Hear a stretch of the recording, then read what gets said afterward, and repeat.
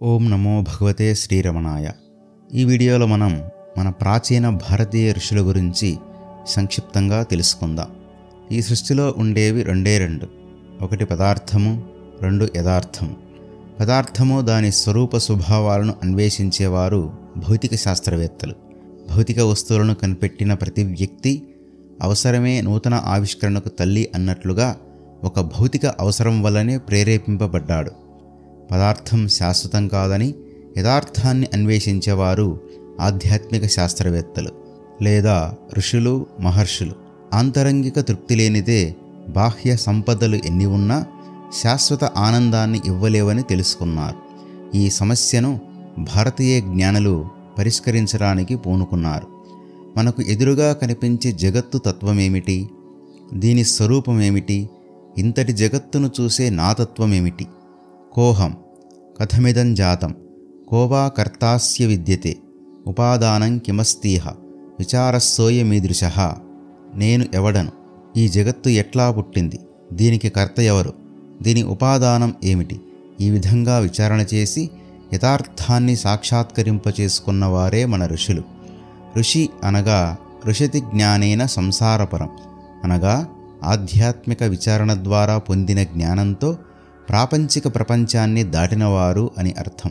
సహజమైన లేదా ప్రత్యేకమైన అనుభవాలు కలిగిన వ్యక్తులను ఋగ్వేదంలో ఋషులుగా పేర్కొనడం జరిగింది.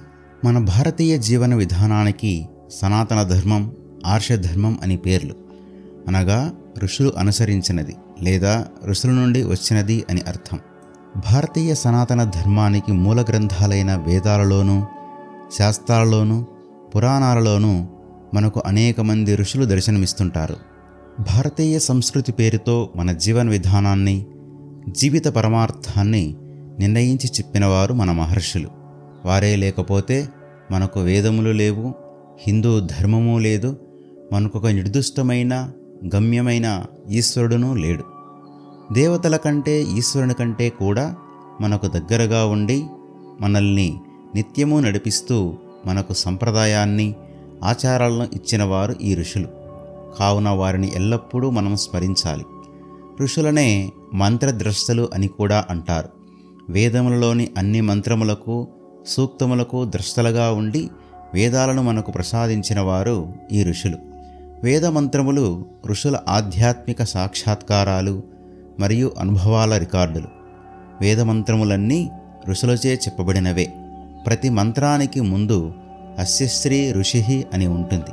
అనగా ఆ ఋషి ఆ మంత్రాన్ని దర్శించినట్లుగా ప్రతి మంత్రము మనకు వేదంలో కనిపిస్తుంది. వేదం బ్రహ్మముఖం నుండి పుట్టింది, కానీ దాన్ని మనకు ప్రసాదించింది మాత్రం ఋషులే. బ్రహ్మ మనకు నేరుగా ఇవ్వలేదు, ఋషులే దాన్ని మనకు అందించారు. గీతాచార్యుడైన శ్రీకృష్ణ భగవానుడు కూడా గీతలో ఋషిభిర్బహుధా గీతం, జీవాత్మ పరమాత్మలకు సంబంధించిన ఉపదేశాన్ని ఇస్తూ, ఓ అర్జున, నీకు ఏదైతే నేను వివరిస్తున్నానో దానిని మంత్రద్రష్టలు అయిన ఋషులు శాస్త్రములలోనూ, స్మృతులలోనూ, పురాణాలలోనూ విపులంగా వివరించారు. దానినే నేను నీకు సంక్షిప్తంగా వివరిస్తున్నాను అని పేర్కొన్నాడు. మన భారతీయ సనాతన ధర్మంలో ఋషులకున్న ప్రాధాన్యత చాలా ఎక్కువ. వారి వల్లనే మనం ఈనాటికి ఇలా ఉన్నాం. వారి వల్లనే మనకు ఈ సంస్కృతి సంప్రదాయాలు వచ్చాయి. కావున మన ఋషుల చరిత్రలు మనం తప్పక తెలుసుకోవాలి. ఋషుల చరిత్ర మనలో ఉత్తేజం కలగజేసి మనకు గొప్ప జ్ఞానాన్ని ఇస్తుంది. మన సంప్రదాయాన్ని ఈనాటి వరకు నిలబెట్టి ఇంకా మనలో సజీవంగా ఉన్న వారెవరైతే ఉన్నారో ఆ ఋషులే మనకు నిత్యం ప్రేరణ ఇస్తూ ఉన్నారు. ఈ సృష్టి రహస్యం యావత్తు, సమస్త జీవకోటి యొక్క లక్షణము అంతా సంపూర్ణంగా అర్థం చేసుకొని బ్రహ్మ ఎవరు, ఆత్మ అంటే ఏమిటి, పదార్థం అంటే ఏమిటి, పంచభూతములు ఎలా వచ్చాయి, ఈశ్వరుడు అంటే ఎవరు, ఆయన యొక్క స్వరూప స్వభావాలు ఎలా ఉన్నాయి, ఇన్ని విషయాలు తెలిసి, ఈ జగత్తు యొక్క భవిష్యత్తు తెలిసి, జీవులకు ఏది క్షేమకరమో అది తెలిసిన వారు మన మహర్షులు. అటువంటి మహర్షులు అనేక మంది ఆర్య సంస్కృతిని రక్షించి జీవకోటిని ఉద్ధరించారు. నాటి వేద సంస్కృతి మొదలు నేటి సాంకేతిక సంస్కృతి వరకు ఎందరో ఋషులు, మునులు, మహాత్ములు భారతీయ సంస్కృతిని విశ్వజనీనం చేసి ప్రపంచానికి శాస్త్ర విజ్ఞానాన్ని అందించారు. వేదకాలంలోని ఋషులను మనం చూడలేం, కానీ ఫోటో విద్యుత్తు వంటి సాంకేతిక విజ్ఞానం వికసించిన ఈ కాలంలో కూడా కొందరు ఋషులు భరతావనిలో జన్మించారు. అటువంటి మహనీయులు భగవాన్ శ్రీ రమణులు. ఈ వీడియో మీకు నచ్చినట్లయితే లైక్ చేయండి, షేర్ చేయండి, ఈ ఛానల్ని సబ్స్క్రైబ్ చేసుకోండి. మీ యొక్క అభిప్రాయాలను కామెంట్ల రూపంలో తప్పక తెలియజేయండి.